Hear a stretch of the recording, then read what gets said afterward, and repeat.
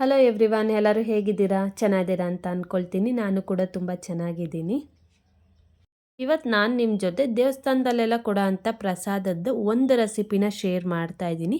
ತುಂಬಾ ಚೆನ್ನಾಗಿರುತ್ತೆ ಅಲ್ವಾ ದೇವಸ್ಥಾನದಲ್ಲಿ ಕೊಡೋ ಅಂಥ ಪ್ರಸಾದಗಳು.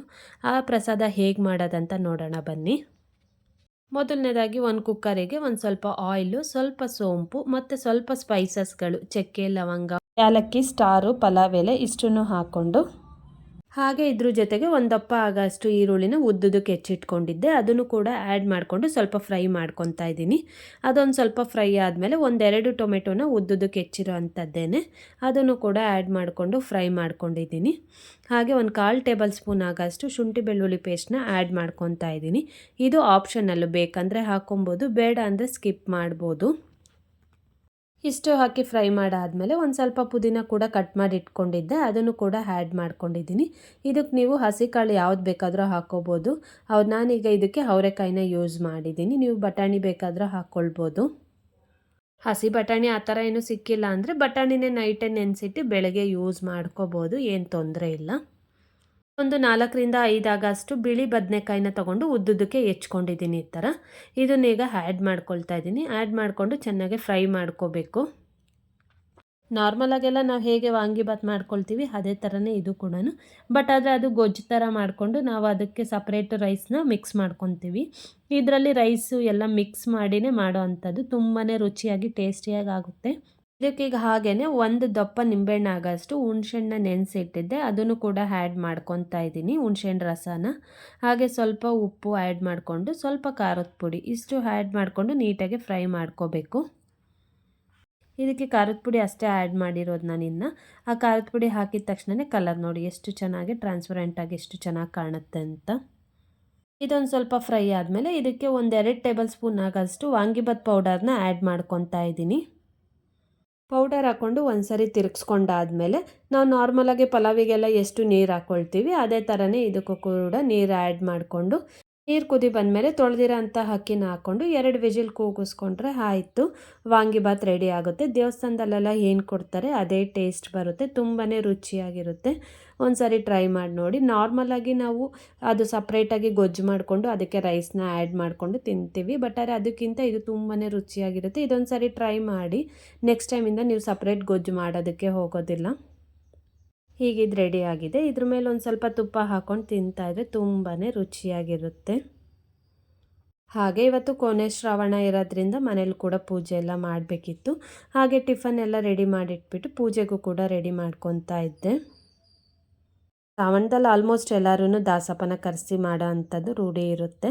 ಬಟ್ ಆದರೆ ನಾವೇನು ಆ ಥರ ರೂಢಿ ಏನಿಲ್ಲ. ಶ್ರಾವಣದಲ್ಲಿ ಪೂಜೆ ಮಾಡ್ತೀವಿ ನಾರ್ಮಲಾಗಿ. ಶನಿವಾರ ಯಾವ ಥರ ಪೂಜೆ ಮಾಡ್ತೀವಿ ಅದೇ ಥರನೇ ಶ್ರಾವಣದಲ್ಲೂ ಕೂಡ ಪೂಜೆ ಮಾಡಿ ಏನಾದರೂ ನೈವೇದ್ಯಕ್ಕೆ ಮಾಡಿಟ್ಟು ಪೂಜೆನ ಮಾಡ್ತೀವಿ. ಹಾಗೆಯೇ ಇವತ್ತು ಕೂಡ ಮಾಡ್ತಾ ಇದ್ದೆ. ಹಾಗೆ ನಾನು ಮಾಡ್ತಿರೋ ವೀಡಿಯೋಸ್ಗಳು ಇಷ್ಟ ಆಗಿದ್ದರೆ ಏನು ಮಾಡಬೇಕಂತ ಗೊತ್ತಲ್ವಾ?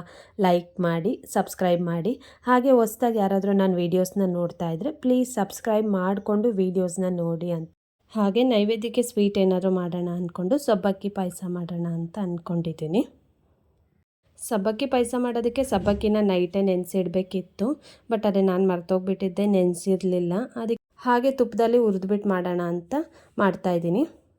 ಸಬ್ಬಕ್ಕಿನ ಒಂದು 2-3 ಸಾರಿ ನೀಟಾಗಿ ವಾಶ್ ಮಾಡಿ ಎತ್ತಿಟ್ಕೊಂಡಿದ್ದೀನಿ. ಹಾಗೆ ಒಂದು ಪಾತ್ರೆಗೆ ಒಂದು ಸ್ವಲ್ಪ ತುಪ್ಪ ಮತ್ತು ದ್ರಾಕ್ಷಿ, ಗೋಡಂಬಿ, ಬಾದಾಮಿ ಎಲ್ಲ ಹಾಕಿ ಫ್ರೈ ಮಾಡ್ಕೊತಾ ಇದ್ದೀನಿ.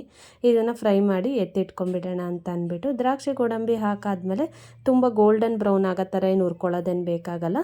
ಒಂದು ಸ್ವಲ್ಪ ರೋಸ್ಟ್ ಆಗೋ ಥರ ಫ್ರೈ ಮಾಡಿಕೊಂಡ್ರೆ ಸಾಕಾಗುತ್ತೆ.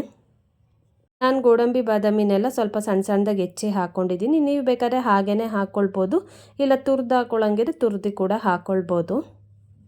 ಹೆಚ್ಚಾಕಿದ್ರೆ ಏನಂದರೆ ತಿನ್ನಬೇಕಾದ್ರೆ ಪ್ರತಿಯೊಂದು ಬೈಟಿಗೂ ಕೂಡ ಸಿಗುತ್ತೆ, ಅದರಿಂದ ಹೆಚ್ಚಾಕಿದ್ದೀನಿ ಅಷ್ಟೇ. ಈಗ ಇದು ಚೆನ್ನಾಗಿ ಹುರಿದಾಗಿದೆ. ಇದನ್ನು ಸಪ್ರೇಟಾಗಿ ಎತ್ತಿಟ್ಕೊತಾ ಇದ್ದೀನಿ. ಡ್ರೈ ಫ್ರೂಟ್ಸ್ ಎಲ್ಲ ಹುರಿದಿದ್ದೆಲ್ಲ ಸಪ್ರೇಟಾಗಿ ತೆಗೆದಿಟ್ಟಾದಮೇಲೆ ಅದೇ ಪಾತ್ರೆಗೇ ಸಬ್ಬಕ್ಕಿ ಹಾಕ್ಕೊಂಡು ಹುರ್ಕೊತಾ ಇದ್ದೀನಿ. ತುಪ್ಪದಲ್ಲೇ ಹುರ್ಕೋಬೇಕು, ಆವಾಗಲೇ ತುಂಬ ಚೆನ್ನಾಗಾಗೋದು. ತುಪ್ಪದಲ್ಲಿ ಒಂದು ಸ್ವಲ್ಪ ಅದು ದಪ್ಪ ಆಗೋವರೆಗೂ ಚೆನ್ನಾಗಿ ಹುರ್ಕೋಬೇಕು. ಒಂದು 5 ನಿಮಿಷ ಹುರ್ಕೋಬೇಕಾಗುತ್ತೆ. ಲೋ ಫ್ಲೇಮಲ್ಲೇ ಹುರ್ಕೊಳ್ಳಿ, ಇಲ್ಲಾಂದರೆ ಸ್ವಲ್ಪ ಸೀದೋಗೋ ಚಾನ್ಸಸ್ ಇರುತ್ತೆ. ಅದರಿಂದ ಫುಲ್ಲು ಲೋ ಫ್ಲೇಮ್ ಮಾಡಿಕೊಂಡೇ ಹುರ್ಕೋಬೇಕಾಗುತ್ತೆ. ಚೆನ್ನಾಗಿ ಹುರಿದಾದ್ಮೇಲೆ ಅದಕ್ಕೆ 1 ಕಪ್ಪು ನಾವು ಸಬ್ಬಕ್ಕಿ ತೊಗೊಂಡಿದ್ದೆ, 2 ಕಪ್ ಆಗೋಷ್ಟು ನೀರು ಹಾಕ್ಕೊಂಡು ಚೆನ್ನಾಗಿ ಬೇಯಿಸ್ಕೊಂಡಿದ್ದೀನಿ ಅದನ್ನು. ಅದು ಬೆಂದಾದಮೇಲೆ ಅದಕ್ಕೆ ಹಾಲನ್ನ ಕಾಯಕ್ಕೆ ಇಟ್ಕೊಂಡಿದ್ದೆ, ಅದನ್ನು ಕೂಡ ಆ್ಯಡ್ ಮಾಡ್ಕೊತಾ ಇದ್ದೀನಿ. ಅದ್ರ ಜೊತೆಗೆ ಹಾಗೆಯೇ 1 ಕಪ್ ಆಗೋಷ್ಟು ಸಕ್ಕರೆನ ತೊಗೊಂಡಿದ್ದೀನಿ. ನಾವು ಸಬ್ಬಕ್ಕಿ ಎಷ್ಟು ತೊಗೊಂಡಿರ್ತೀವಿ ಅಷ್ಟೇ ಸಕ್ಕರೆನ ತೊಗೋಬೇಕು, ಆವಾಗ ಸಕ್ಕರೆ ಕರೆಕ್ಟ್ ಲೆವೆಲಲ್ಲೇ ಇರುತ್ತೆ. ನಿಮ್ಗೊಂದು ಸ್ವಲ್ಪ ಜಾಸ್ತಿ ಬೇಕಾದರೆ ಇನ್ನೊಂದು ಸ್ವಲ್ಪ ಜಾಸ್ತಿ ಆ್ಯಡ್ ಮಾಡ್ಕೋಬೋದು. ಇದು ದೇವ್ರಿಗೆ ನೈವೇದ್ಯ ಇಡೋದ್ರಿಂದ ಟೇಸ್ಟ್ ಮಾಡೋದಿಲ್ಲ ಅಲ್ವಾ, ಅದಕ್ಕೆ ಅಳತೆ ಪ್ರಕಾರ ಹೇಳ್ತಾ ಇದ್ದೀನಿ. ಹಾಲು ಹಾಕಿದ್ಮೇಲೆ ಏನು ಜಾಸ್ತಿ ಹೊತ್ತೇನು ಬಿಡಬೇಕಾಗಿಲ್ಲ, ಯಾಕಂದರೆ ಕಾಯಿಸಿರೋ ಹಾಲೇ ಹಾಕಿರ್ತೀವಲ್ಲ, ಅದರಿಂದ ಅದೊಂದು ಸ್ವಲ್ಪ ಕುದಿ ಬಂದಮೇಲೆ ಅದಕ್ಕೆ ಡ್ರೈ ಫ್ರೂಟ್ಸ್ ಏನು ಫ್ರೈ ಮಾಡ್ಕೊಂಡಿದ್ದೋ ಅದನ್ನು ಮತ್ತು ಸ್ವಲ್ಪ ಏಲಕ್ಕಿ ಪೌಡರ್ನ ಆ್ಯಡ್ ಮಾಡಿಕೊಂಡ್ರೆ ಆಯಿತು, ಪಾಯಸ ರೆಡಿ ಆಗುತ್ತೆ. ನಾನು ಸ್ವಲ್ಪ ತೆಳುವಾಗೆ ಮಾಡ್ಕೊಂಡಿದ್ದೀನಿ, ಸ್ವಲ್ಪ ಚೆನ್ನಾಗಿರುತ್ತೆ ಅಂತ ಅಂದ್ಬಿಟ್ಟು. ನಿಮಗೆ ಬೇಕಾದ್ರೆ ಗಟ್ಟಿ ಬೇಕಾದರೆ ಸ್ವಲ್ಪ ಹಾಲನ್ನ ಕಮ್ಮಿ ಹಾಕ್ಕೊಂಡ್ರೆ ಆಯಿತು, ಗಟ್ಟಿಯಾಗುತ್ತೆ. ನೆನೆಸಿ ಮಾಡೋದಕ್ಕಿಂತ ಈ ಥರ ಮಾಡಿದ್ರೆ ತುಂಬಾ ಚೆನ್ನಾಗಿ ಟೇಸ್ಟಿಯಾಗಿ ಕೂಡ ಇರುತ್ತೆ. ಒಂದು ಸಾರಿ ಟ್ರೈ ಮಾಡಿ ನೋಡಿ. ಇಲ್ಲಿಗೆ ನಾನು ಇವತ್ತಿನ ವ್ಲಾಗ್ನ ಮುಗಿಸ್ತಾ ಇದ್ದೀನಿ. Thank you for watching. See you the next vlog. Bye.